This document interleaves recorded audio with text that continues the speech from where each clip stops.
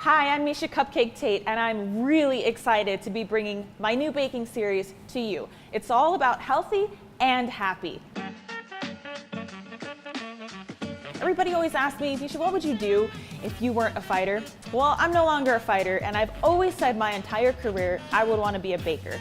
So here I am pursuing another passion of mine, and I'm really excited to share some of my tips and secrets, everything from decorating to health-conscious recipes to the full fat, full sugar recipes. We're talking about balance. We're gonna mix everything into this series, so stay tuned. We got a lot of great things coming. We are going to make red velvet, heart-shaped, cream cheese frosted, delectable little desserts today. All right, so I'm gonna be using a heart-shaped silicone mold by Daddios.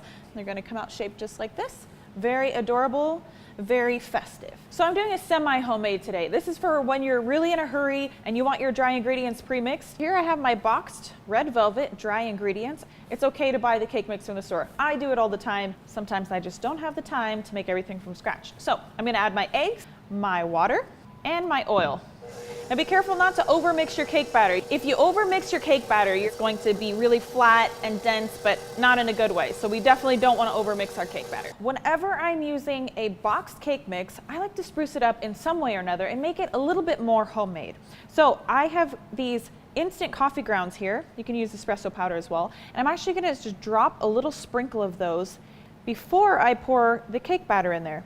It just enhances that aroma. It's really gonna bring out the chocolate flavor. It's gonna taste just a little bit better, a little bit more homemade. Nobody will know you used boxed cake mix. All right, now when you're filling these, you wanna go about half full.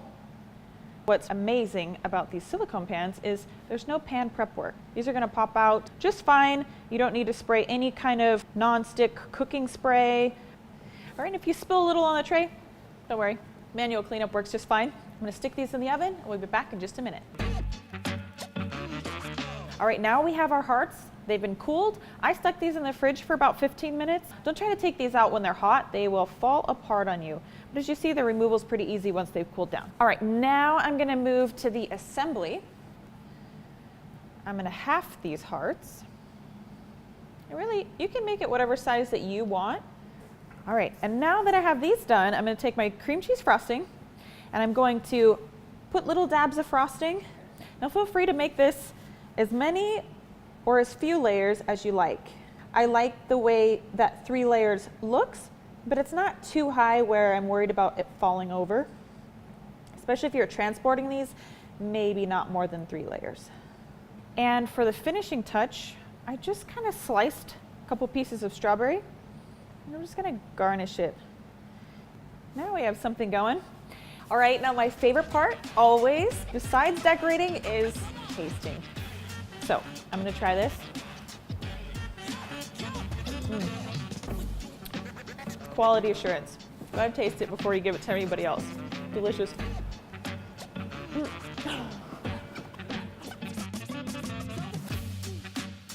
Stay tuned because I have a lot of variety, healthy and happy recipes from my kitchen to your kitchen. Make sure you guys subscribe, hit that like button down there, share the video, share the love, share the cupcakes.